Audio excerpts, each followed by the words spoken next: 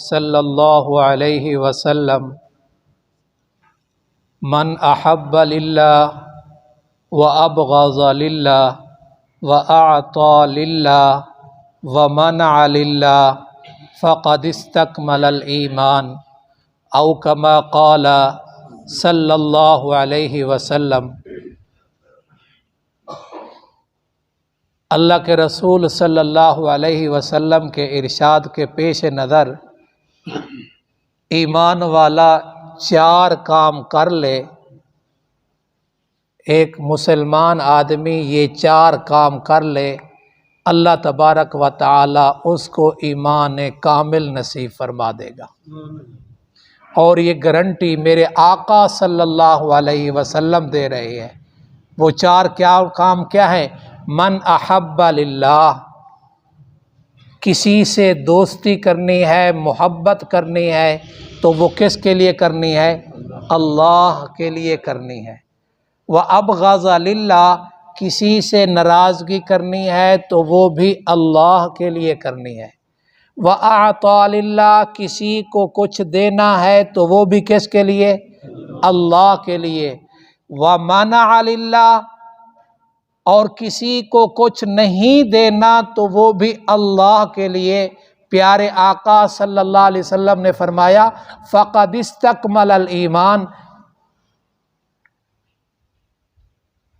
یہ ماضی پہ قد آ گیا ہے، قسم کا معنی کیا مطلب؟ پکی بات ہے، اس نے اپنے ایمان کو کامل کر لیا ہے۔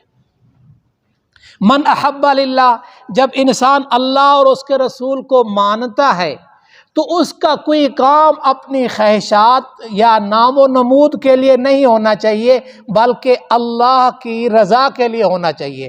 اور اللہ اپنے پیارے پیغمبر صلی اللہ علیہ وسلم سے فرما رہا ہے، قل، میرے پیغمبر آپ کہہ دیجئے، صلاتی و نسکی و محیای و مماتی للہ رب العالمین، میری نماز، میری قربانی، میرا جینا، میرا مرنا کس کے لیے؟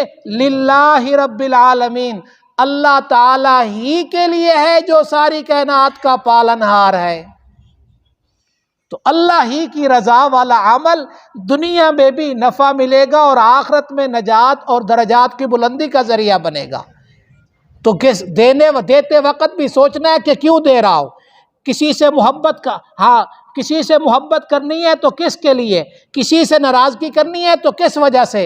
اور وَآتَى لِلَّهِ، کسی کو کچھ دینا ہے تو وہ بھی اللہ کی رضا کے لیے۔ کسی نے کیا خوب کہا مال کمانا اتنا مشکل نہیں ہے جتنا اس کا خرچ کرنا مشکل ہے۔ اور کل قیامت کے دن 5 سوالوں میں سے ایک سوال یہ بھی ہوگا کہ مال خرچ کہاں کیا تھا۔ تو مال کمانے میں تو الحمدللہ جتنے ہم سب بیٹھے ہوئے ہیں، مال کمانے میں تو بہت احتیاط ہے، لیکن خرچ کرنے میں ہم میں سے کسی سے اگر غفلت ہو رہی ہے تو اس غفلت کو دور کیجئے۔ کہیں مال خرچ کرنے کے بارے میں بھی سوال ہوگا، کمایا کہاں سے تھا، خرچ کہاں کیا ہے۔ تو 4 کام کن کے لیے؟ نماز اللہ کے لیے پڑھ رہے ہیں، روزہ اللہ کے لیے کر رہے ہیں، کسی سے دوستی اور محبت اور تعلق جوڑنا ہے تو اس کو بھی اللہ کی رضا کے ساتھ کر لے تو ایمان فقد استکمل الایمان، اس کا ایمان مکمل ہو گیا۔ جس کا ایمان مکمل ہو گیا اس کی جنت پکی ہو گئی۔ جس کا ایمان مکمل ہو گیا اسے نبی صلی اللہ علیہ وسلم کی شفاعت کے ساتھ ساتھ نبی صلی اللہ علیہ وسلم کے ساتھ جنت کا داخلہ ملے گا۔ جس نے ایمان مکمل کر لیا اس کی دنیا بھی سنور گئی اور آخرت بھی سنور گئی۔ اللہ ہم سب کو ایمان کامل نصیب فرمائے۔ اللہ تعالیٰ آپ کو اور آپ کے بیماروں کو صحت